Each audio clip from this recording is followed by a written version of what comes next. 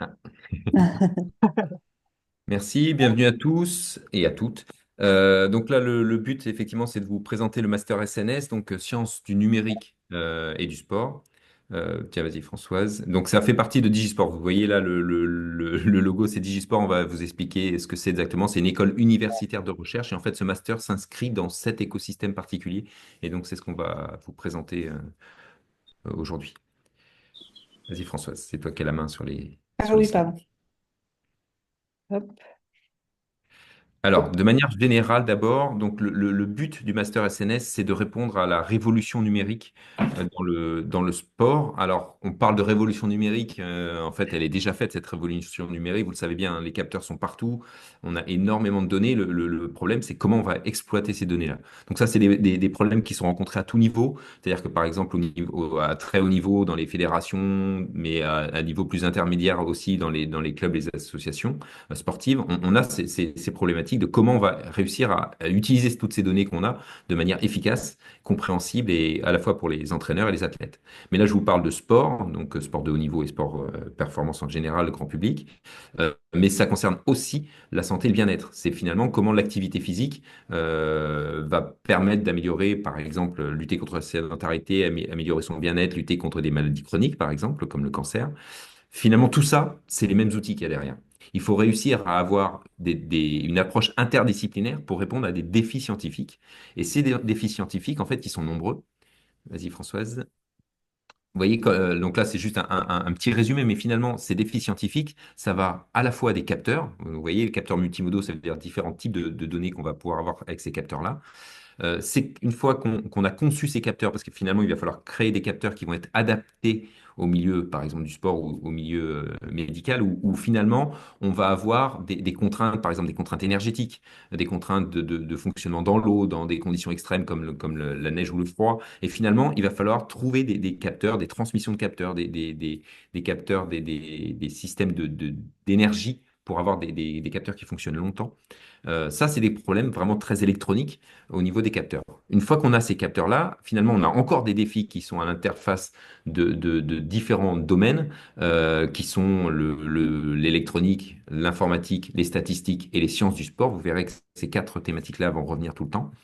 Finalement, ça, comment on traite les données, les signaux qui viennent des capteurs et comment finalement on fait de l'analyse, de la modélisation de ces données-là pour avoir par exemple ici, j'ai mis des indicateurs de performance, mais ça peut être aussi des indicateurs d'amélioration de la qualité de vie. Comment finalement on est capable, à partir de ces données, d'extraire des informations qui sont pertinentes, qui sont compréhensibles et qui sont utilisables. Et ça, c'est évidemment à faire, pas dans les laboratoires, c'est pour ça que là c'est marqué laboratoire mobile, c'est finalement comment on va directement sur le terrain, par exemple pour le sport, pour acquérir des vraies données dans des vraies pratiques et pas dans des conditions de laboratoire uniquement. Donc ça, c'est la première partie. La deuxième partie, c'est finalement toutes ces données, comment on va les exploiter. Comment on est capable de créer des méthodologies d'entraînement qui vont exploiter ces données. Par exemple, avec de l'intelligence artificielle. Par exemple, avec des outils. Donc là, c'est la case nouveaux outils d'entraînement. Finalement, comment on va créer des nouveaux outils qui vont nous permettre de mieux comprendre la performance et aussi de proposer nouvelles modalités d'entraînement qui sont complémentaires de ce qu'on peut faire dans le réel. Par exemple, vous voyez ici, il y a le VR, AR, c'est la réalité virtuelle et la réalité augmentée. Le neurofeedback, c'est avoir des retours sensoriels directement de l'activité cérébrale. Et l'haptique, c'est tout ce qui est contact, par exemple. Et donc, finalement, il y a des nouveaux outils qui sont en train de se développer, qui sont très complémentaires, qui permettent d'avoir des apprentissages qui sont différents et plus efficaces d'une certaine manière. Mais évidemment, tout ça n'a pas de sens si on ne tient pas compte de l'humain. C'est fondamental d'avoir finalement l'humain au cœur de ce qu'on va étudier, des outils qu'on va mettre en place et évidemment toujours sur l'humain. Quel est l'impact que ça a sur la société et la pratique en général, que ce soit une pratique pour de la performance ou pour du bien-être.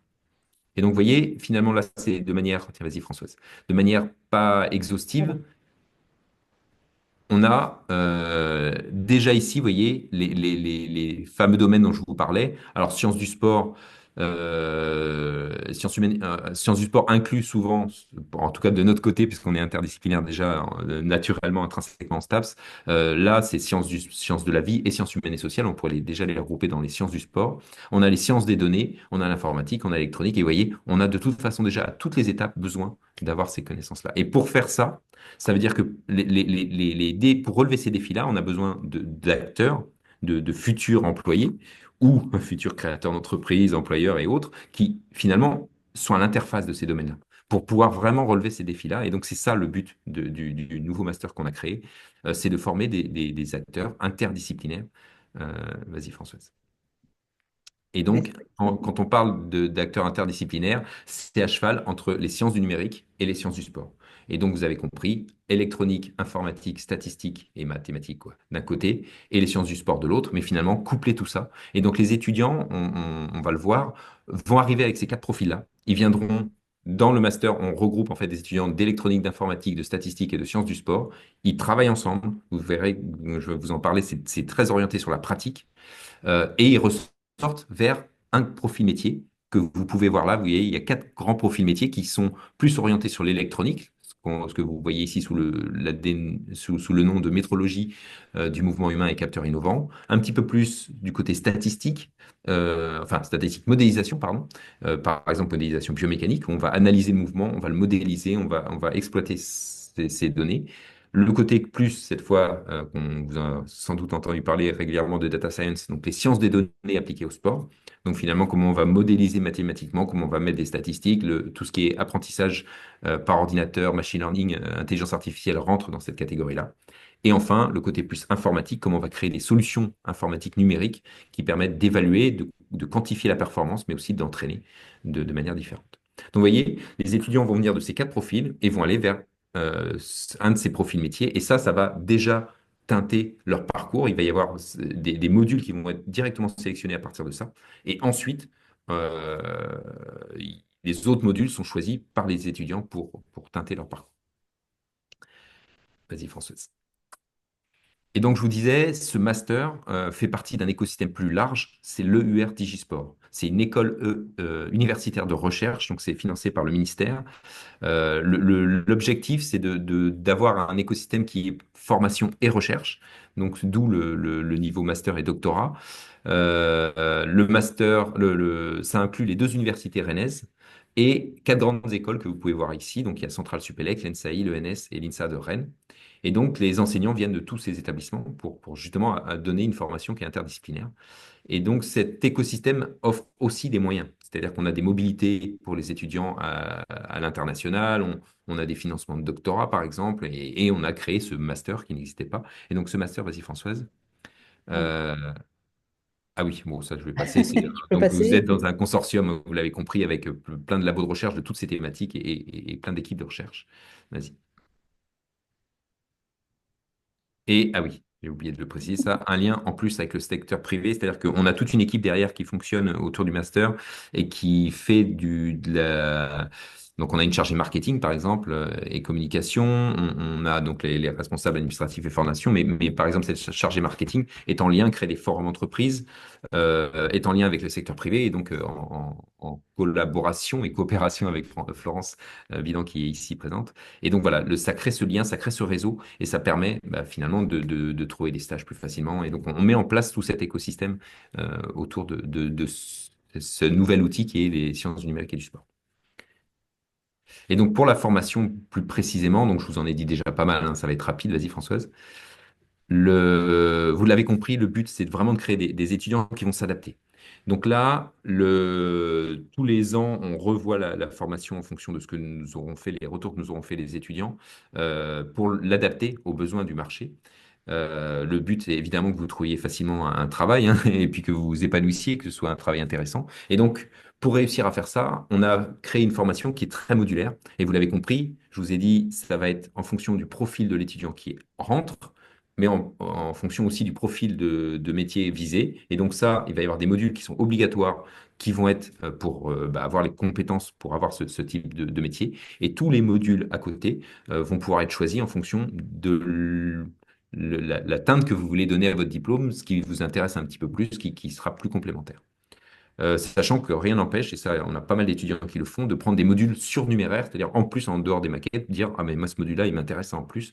Et donc ça, il y a pas mal d'étudiants qui le font parce que justement, on a cette chance-là d'avoir cette possibilité. Et nous, je vous le cache pas, Ah, non, c'est très bien, François.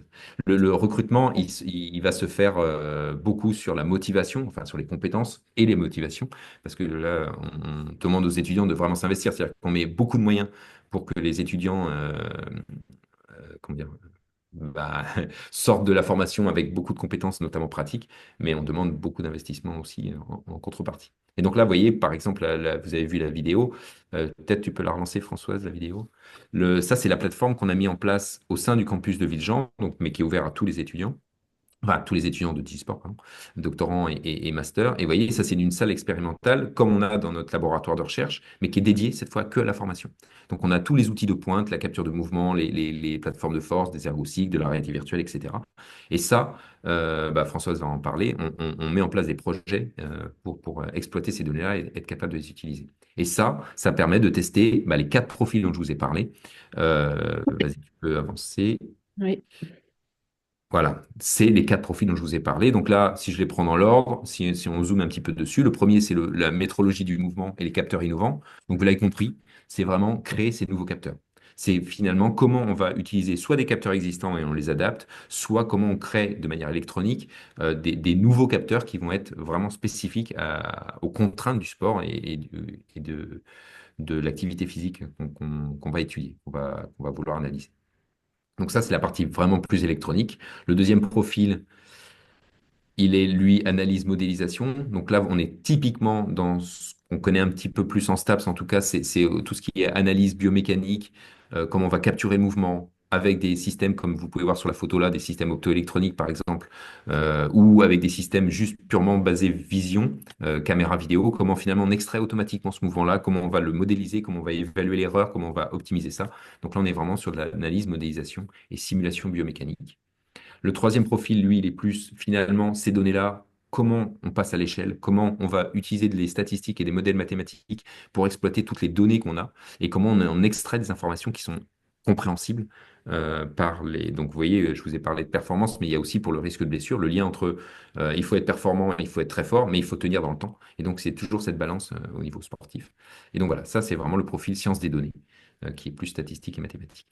Et le dernier, oui, le dernier profil, ça concerne les solutions numériques d'interaction dans le sport. Finalement, comment, comme sur cette illustration-là, on peut utiliser la réalité virtuelle pour créer des nouvelles modalités d'entraînement des boxeurs, par exemple, ce qu'on a fait avec le Pôle France de boxe. Et finalement, comment on va exploiter. Finalement, le but, c'est pas de recréer du réel. Dans ce cas-là, ça sert à rien. On met les athlètes dans les conditions d'entraînement et c'est parfait. Mais comment on crée d'autres modalités d'entraînement? Grâce à ça, on peut s'entraîner davantage sans risque de blessure. On a un certain nombre d'avantages à utiliser ce type de techno-là. Il faut juste les utiliser intelligemment et scientifiquement. Et donc voilà, c'était le dernier profil. Et donc, je vais donner la parole à Françoise. Merci Richard. Donc là, on va aller plus dans l'organisation de la formation. Donc c'est une organisation qui est quand même assez classique puisqu'elle est le master se découpe en majeur et en mineur. Et donc on va voir qu'il y a des modules obligatoires, des modules au choix en fonction donc justement des parcours et des profils que vous voulez suivre. Alors, donc là, vous avez la représentation, donc la structuration du master, avec les majeurs d'un côté, les mineurs de l'autre, les 3 premiers semestres, le dernier semestre étant, comme dans la majeure partie, dans l'ensemble des majeurs, des masters, pardon, consacrés donc au stage. Mais on reviendra dessus par la suite. Donc en fait, dans la majeure se présente comme ceci. Vous avez donc des modules qui sont indiqués ici comme sciences du numérique et du sport, qui sont des modules obligatoires pour tous les étudiants, quel que soit leur profil d'entrée ou de sortie d'ailleurs. Donc, c'est des modules qui sont axés beaucoup sur les sciences du sport, hein, donc des notions sur de biomécanique, de physiologie d'exercice et d'entraînement, de planification, de programmation de l'entraînement. Et à côté, donc, on a également des modules en sciences des données, statistiques, informatique. et électronique également. Donc ça, c'est vraiment des modules, disons, de base que on considère que tous les étudiants doivent avoir, hein. Donc c'est les compétences socles du master, disons. Et ensuite, à côté de ces modules, vous avez donc les modules de spécialisation. Donc vous en avez trois à choisir à partir du semestre 2. Et donc là, ces modules sont déterminés en fonction du profil que vous allez choisir. D'accord? Donc par exemple, si vous choisissez le premier sur les capteurs, vous allez avoir des modules orientés sur les capteurs. Si vous choisissez le profil plutôt sciences des données, donc vous allez pouvoir avoir des modules vraiment orientés dans ce domaine, donc d'apprentissage statistique par exemple. Voilà, donc il y a des spécialisations qui se font au niveau de ces modules. En sachant que au premier semestre, on a mis en place des modules de mise à niveau. Donc, il y a deux grandes catégories, les modules en sciences du sport et les modules en sciences du numérique, de manière à ce que les étudiants, quand ils arrivent, aient des connaissances minimales, les connaissances minimales nécessaires pour suivre les modules par la suite. D'accord? Donc, pour ceux qui sont du domaine numérique, donc sciences des données, informatique, ils vont avoir des cours, des modules donc orientés sur le sciences du sport, donc des modules de base sur la physiologie, sur la biomécanique, sur l'entraînement. Et inversement, ceux qui viennent des sciences du sport, ils vont avoir des modules sur l'analyse statistique, par exemple. Voilà, donc c'est des modules à choix. Donc là, on a mis deux au choix, mais vous, en fonction de l'emploi du temps, vous pouvez en prendre plus si vous le souhaitez. Ce pas des modules qui sont crédités, ne sont pas évalués, ne sont pas crédités. Donc c'est vraiment pour voilà, partir sur de bonnes bases pour suivre les modules après. Donc le stage, j'en reparlerai par la suite. Alors, de l'autre côté, on a donc la mineure. Donc vous voyez qu'il y a deux parties dans la mineure. Donc il y a des modules de spécialisation ou de diversification qui sont à choix. Donc là aussi, en fonction vous pouvez soit choisir des modules qui restent dans votre domaine pour continuer à vous spécialiser, ou choisir des modules de diversification, donc pour avoir une ouverture sur d'autres profils. Et enfin, donc dans cette mineure, il y a également donc le module projet. Donc, Richard l'a souligné tout à l'heure, c'est vraiment une partie importante du master. C'est vraiment la mise en pratique. Donc, on a vu tout à l'heure qu'il y avait la salle de TP, la plateforme. Donc, dans ce module-là, vous avez donc des thématiques, des sujets qui vous sont proposés. Et c'est à vous donc de répondre à la question posée. Euh, et vous avez donc les outils à votre disposition pour expérimenter, mettre des choses en place. Donc ça, c'est un module donc il y a ce module projet sur chacun des semestres, hein, en tout cas les trois premiers semestres. Donc là, vous êtes vraiment en autonomie. On a un ingénieur plateforme qui est là pour vous aider dans vos projets. Mais voilà, vous êtes vraiment en autonomie sur cette partie-là. Et donc, ça dure vraiment sur chacun des semestres. Alors oui, alors donc là, il y a des modules facultatifs aussi.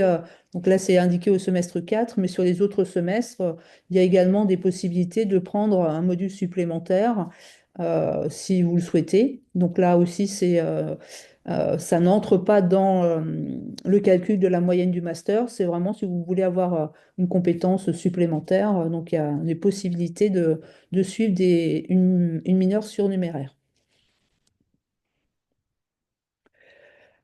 Alors, à côté de ça, donc, on propose des séminaires. Donc, on fait intervenir des professionnels. Donc, il y a différents professionnels qui sont déjà arrivés, donc là, qui sont déjà venus. Donc, la semaine prochaine, d'ailleurs, on accueille donc Cédric Morio, qui est ingénieur R&D à Decathlon.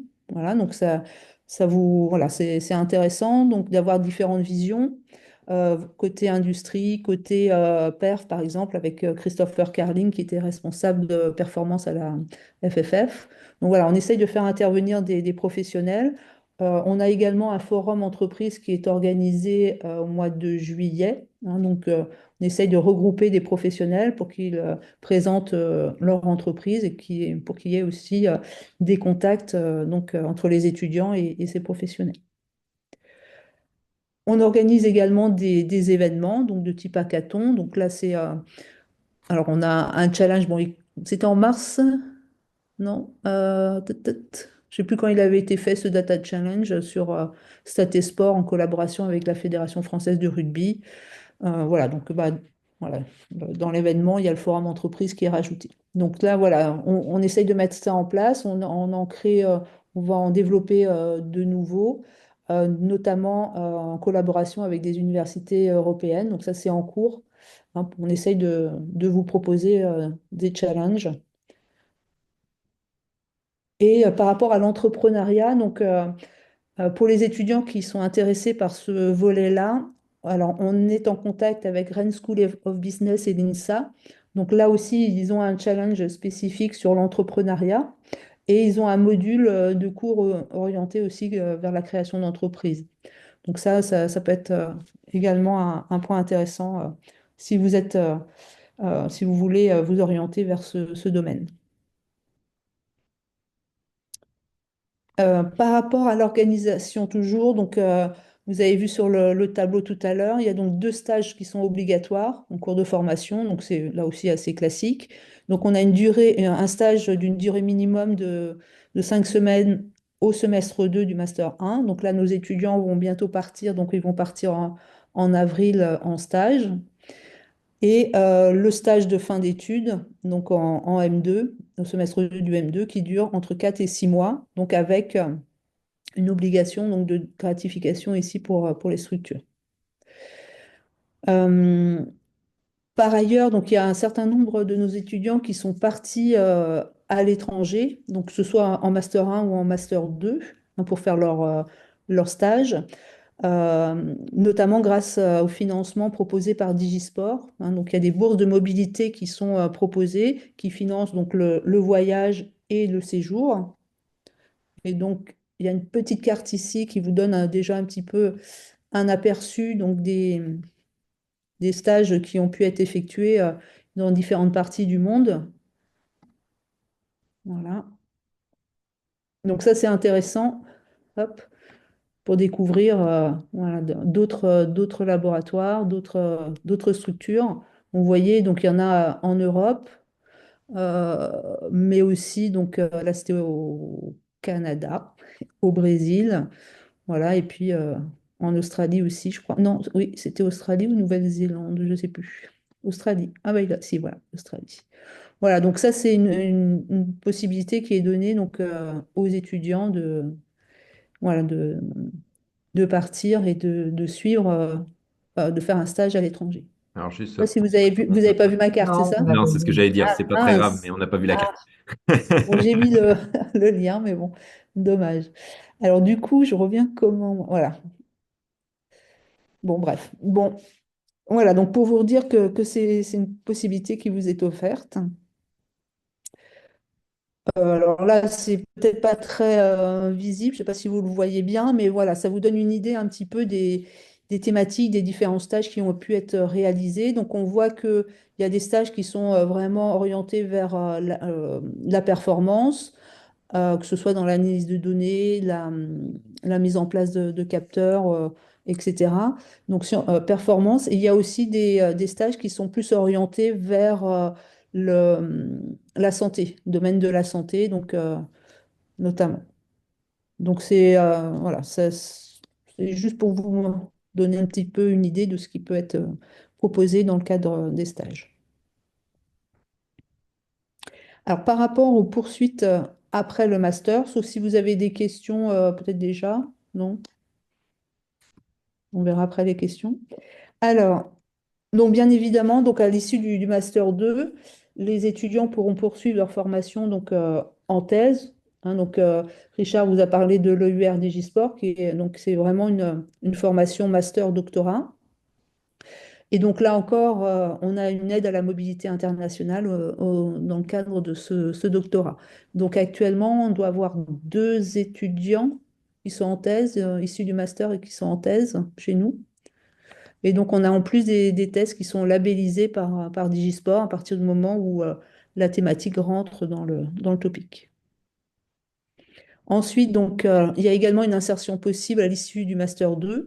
Donc là, comme c'est quand même, on est assez jeune dans la formation, elle n'est pas encore très très connue. On développe de plus en plus, on essaye de développer au maximum les partenariats, donc justement avec le monde de l'entreprise. Donc, on a une personne qui est chargée de ça. Donc, le master va être de plus en plus connu, en sachant que on essaye de coller le plus possible aux besoins métiers qui émergent. Donc là, actuellement, on a notre première promotion qui est sortie en juillet 2024. Voilà, donc la première promotion de Master 2. Donc, qui sont comment dire, qui ont fini leurs études et qui sont rentrés donc dans le monde du travail. Euh, oui, c'est ça. Ouais. Euh, Actuellement, donc, on essaye de faire une étude, justement, une enquête pour voir un petit peu le devenir de ces étudiants, de nos alumni. Les retours que l'on a pour l'instant, c'est qu'il y a on a eu donc 17 répondants, il y en a 6 qui sont en emploi et dont 3 qui sont vraiment dans le domaine du sport. Les autres sont dans des domaines euh, qui quand même utilisent donc les compétences qu'ils ont pu acquérir dans le master. Ce qu'il faut avoir en tête quand même, c'est que actuellement le marché du travail est un peu difficile malheureusement. Et même des étudiants, on en parlait hier justement, même des étudiants qui sont de l'ENSAI, qui ont notamment un très bon taux d'employabilité, qui sont déjà habituellement en emploi avant la sortie de leur formation, ils ont aussi un délai d'entrée en emploi qui s'est allongé. Donc là, pour l'instant, c'est un peu difficile de vraiment avoir une vision du devenir de nos étudiants, sachant qu'il y en a quand même 3 qui sont partis en vacances-travail, je ne sais plus comment, en Nouvelle-Zélande ou en Asie à l'issue de leur master. Voilà. Il y en a 2 donc, qui sont poursuivis en thèse et ceux qui ont répondu, il y en a eu 8 qui étaient encore en recherche d'emploi. Voilà. Donc, je ne sais pas si tu veux rajouter quelque chose, Richard, là-dessus. Non, je pense que tu as tout dit. Effectivement, et pour faciliter aussi cette mise en insertion, on est en train enfin, on est en train, pour le coup, c'est les étudiants qui sont en train. Nous, on a initié Ouais. le processus de créer un réseau alumni spécifique à Digisport, aussi bien un master et doctorat. Donc, ça crée un réseau sur ces thématiques-là. Donc, ça va aider aussi. Et donc, bah, les étudiants, comme je vous disais, hein, sont très motivés. Et donc, c'est eux qui sont en train de gérer ce réseau Mhm. alumni. C'est beaucoup plus efficace puisque ça les concerne directement et c'est géré avec leurs moyens, Mhm. Mhm. réseaux sociaux et autres. Et donc voilà, ça Mhm. va participer effectivement aussi. En tout cas, les retours que l'on a, qu'on peut avoir donc, au niveau des entreprises, c'est que nos étudiants sont vraiment appréciés dans les entreprises. Et on a eu un retour notamment d'un étudiant qui travaille dans une société, enfin qui va faire un stage dans une société qui s'appelle Rodata, qui travaille sur les terrains, la capturisation des terrains, des semelles, etc. Et qui a été surpris par rapport à la qualité de la formation et la qualité des outils que l'étudiant maîtrise. Donc ça montre que notre formation est quand même adaptée et pas voilà, aux besoins de l'entreprise. Mais c'est aussi parce que les étudiants ont joué le jeu, hein, ça Voilà. j'insisterai toujours là-dessus, c'est ce que je leur demande, hein, tous ceux Mhm. tous les deux promos qu'on a eus, enfin les trois maintenant qui vont venir, mais vraiment c'est ça, c'est eux qui créent la qualité de leur diplôme et jusqu'à présent ils ont tous fait un travail super et donc ça c'est génial. Voilà, Ok. donc ça c'était les différents débouchés euh, que l'on avait identifiés. Donc il y en a sur les retours que l'on a eus, beaucoup dans le domaine de l'analyse des données sportives pour l'instant. Parce que c'est aussi dans ce domaine, je pense que les étudiants ont beaucoup cherché. Mais dans le domaine de l'électronique, etc., je pense qu'il y a dans la recherche R&D, etc., il y a des choses à faire. Mm. Hop. Alors, par rapport à l'admission, donc, par rapport à la formation, donc, on accueille des étudiants qui ont des profils très variés. Donc vous avez ici notamment donc les licences à qui s'adresse prioritairement donc le master. Bien sûr les licences STAPS, entraînement, ergonomie, APA, tout ce qui est mathématiques et informatique, les sciences de l'ingénieur, l'électronique, etc., la physique. Et on accueille également des BUT en sciences des données, enfin dans les mêmes domaines, sciences des données, informatique, etc. Donc la sélection se fait, ben, vous savez, lors d'une commission et on essaye donc de sélectionner, disons, les étudiants pour que notre promotion soit justement interdisciplinaire aussi. On a une représentation de tous les profils. Donc ensuite, c'est classique, l'inscription Master 1 donc, se fait via la plateforme. Donc vous connaissez sans doute déjà les dates. Euh, donc nous, ce qu'on vous demande, donc, c'est essentiellement, donc vous avez votre CV bien sûr à déposer et une lettre de motivation pour vraiment présenter, que vous présentiez, donc pourquoi vous voulez candidater spécifiquement à ce master. Donc ça, c'est vraiment là, assez classique comme demande. Euh, et donc là, normalement, si je ne me suis pas trompée, vous devriez avoir une réponse à partir du 2 juin. Comment? Non, non, vas-y, continue. Non? Ok. Alors, il y a également des possibilités d'inscription de candidature en bidiplomation. Je ne sais pas s'il y en a ici. Donc, c'est des étudiants qui sont inscrits donc dans le master et en parallèle dans un des masters qui est indiqué ici, donc master mathématiques appliquées et statistiques de Rennes 2 et le master entraînement et ops, donc entraînement et optimisation de la performance sportive à Rennes 2. Alors, pour le Master Mass, on a une inscription qui se fait directement via la plateforme, mon master. Il y a, voilà, donc ça se fait, vous devez choisir donc cette partie-là. Donc il y a 4 places qui sont réservées pour les Master Mass dans notre master. Et pour les étudiants qui vont candidater pour le Master entraînement et optimisation, donc l'idéal c'est quand même de candidater aux deux et de mettre dans votre lettre de motivation donc l'intérêt pour la bidiplomation. Donc la sélection des étudiants pour cette bidiplomation se fait donc une fois que la sélection a été faite. Donc il y a également des bidiplomations avec cursus ingénieur, donc notamment avec l'ENSAI et l'INSA, donc sur les spécialités informatiques et électroniques. Donc là, c'est un comité de sélection qui est vraiment spécifique à chaque école. Alors, je ne sais pas s'il y a des étudiants de M2. Hein, j'ai été contactée par des étudiants de M2 qui souhaitent aussi s'inscrire donc, directement donc, en deuxième année.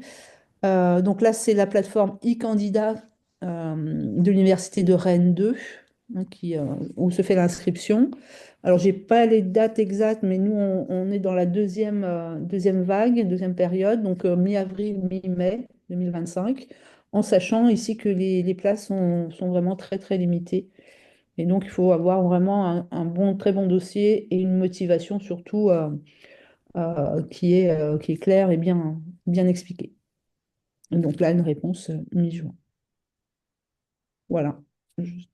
Et donc, n'hésitez pas si vous à nous suivre également sur les réseaux qui sont indiqués ici, hein, pour avoir toutes les informations à ce niveau-là et les événements qui sont organisés dans le cadre de l'EUR. Voilà. Et donc, on va répondre évidemment à toutes les questions que vous vous posez, hein. Mais en plus, là, on a la chance d'avoir des étudiantes, je crois que c'est les 4 étudiantes qu'on a. Elle est là, que vous voyez, Camille M1, c'est marqué. Donc là, je vois au moins Camille et Chloé, qui sont étudiantes, donc, bah, comme son nom l'indique, en M1 SNS et qui vont répondre aussi à vos questions si vous voulez. On peut peut-être, même Florence, tu as peut-être prévu un temps où on n'est même pas là s'ils veulent pouvoir Oui, échanger c'est mieux. Bah, là, directement, c'est peut-être enfin, ouais, on va être un petit peu ouais, juste, un peu mais short. à la limite, Ouais. parce que je vais pas pouvoir couper la diapo, on va le faire rapidement. Mais Camille, du coup, enfin, est-ce que vous voulez un peu, est-ce qu'il y a des questions déjà dans le chat ou Oui, c'est peut-être ça déjà des questions. qu'il y a des Tiens, questions Françoise, à tu peux l'équipe peut-être pédagogique? fermer le diapo, Le le diapo. partage. Ah oui. Et voilà, si vous avez des questions dans le chat, n'hésitez pas ou prendre vos micros.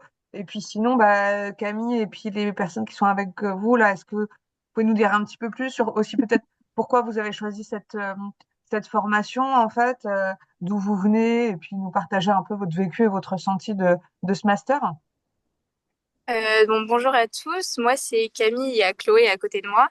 Euh, Moi je viens d'une double licence STAPS et sciences de l'ingénieur à Paris-Saclay, qui mélangeait du coup le côté STAPS, donc plutôt APA et entraînement avec le côté ingénieur que certains connaissent, donc tout ce qui est mécanique, électronique, électromagnétisme. Et j'ai eu envie de venir là parce que j'adore le sport, je pratique de l'athlétisme depuis longtemps. Je suis coach aussi et je voulais vraiment approfondir mes connaissances, que ce soit dans le sport ou dans les sciences. Donc, voilà. Et du coup, moi, je m'appelle Chloé. Oula. Et je viens de MIAH, donc mathématiques informatiques appliquées aux sciences humaines et sociales à Lyon. Et du coup, moi aussi, j'aime beaucoup le sport. Je regarde tout le temps du sport, je fais du handball. Et du coup, je voulais un peu lier mon avenir avec un peu ma passion. Et du coup, je suis venue ici et je suis pas déçue. Voilà. Est-ce qu'il y a des questions? Alors là, on a une question. Le diaporama pour la présentation, la liste des projets, etc., sera possible. Ce que je vous propose, c'est peut-être qu'on puisse, si c'est OK pour vous, le mettre dans le catalogue de formation, au moins de Rennes 2, en tout cas de notre côté, Mhm. à moins qu'il soit peut-être sur le sport ou sur le UR, sur le site. Je crois pas qu'il soit sur. Après, il faudrait que je le mette à jour parce que. Mais oui, ça donne déjà une idée ouais, du stage. Ouais. Mm. Donc, bah, si c'est OK, je vous envoie le lien, du coup, sur lequel il pourra être à terme, quoi. Est-ce qu'il y a d'autres questions par rapport au contenu, au débouché? Est-ce que c'est clair pour, euh, pour vous par rapport à l'équipe pédagogique? Est-ce qu'effectivement, oui, alors en général, ça, vu que c'est pas mal dans l'échange, on essaie surtout de le mettre, voilà, c'est dans à la demande pour celles et ceux qui n'ont pas été là. Du coup, bah, on proposait effectivement d'avoir un petit temps. Si, je sais pas si Françoise et Richard, ça vous va, on peut vous laisser entre vous, du coup. Oui. S'il n'y a pas d'autres questions, Camille et comme ça, Chloé, on vous laisse entre les mains de nos étudiantes. Et puis, du coup, ouais, les débouchés. On en a parlé, du coup, un petit peu Ouais. tout à l'heure, je crois, Françoise. Là, oui, donc ce que je disais tout à l'heure, c'est donc il y a deux étudiants qui sont dans le domaine de l'analyse des données dans le foot et un autre dans le domaine des paris sportifs actuellement. Et il y a un quatrième qui est dans le domaine aussi en lien avec, alors je ne sais plus par contre lui, parce qu'ils m'a pas, ils n'ont pas tous été très précis dans leur réponse. Je sais il y en a un autre qui est aussi Bah, en emploi. Et celui qui est en Nouvelle-Zélande, il m'a pas dit où il allait. Il m'a dit qu'il avait un emploi au retour, mais je ne sais pas où. Donc c'est vrai, voilà. Donc, mais ça correspondait aussi beaucoup au profil des étudiants qui étaient là l'année dernière, qui avaient un profil sciences des données. Et ensuite, il y a des étudiants qui sont allés plus dans d'autres domaines, sur l'informatique, l'IA notamment. Et donc, ils utilisent quand même les compétences qu'ils ont pu acquérir dans notre master, mais c'est pas en lien, malheureusement, avec le sport. Mm. Oui, ce qui peut aussi arriver dans les autres masters, d'ailleurs. Ce Ouais. que je vous propose, c'est donc, du coup, on vous laisse 10 minutes. Moi, je reviens parce qu'on a le master EOPS, du coup, à 13h15. Donc, dans 10 minutes, regardez, dites pas trop de bêtises dans 10 minutes parce que je reviens. Donc, voilà. N'hésitez pas, Camille et Chloé, du coup, à parler un petit peu de comment ça se passe pour vous, le travail un petit peu que vous, Comment on est enfin, méchant? moi, Surtout l'organisation Richard, surtout de, Richard. l'organisation de travail, parler de votre stage aussi, comment vous les avez trouvés, est-ce que c'est difficile, enfin voilà, le lien avec tout ça. Ça marche? Bon, on vous laisse, du coup, je Bon. vous mets juste en co-hôte, comme ça, vous allez, Au suite Digisport, hein, soit dit en passant. Et je vous laisse.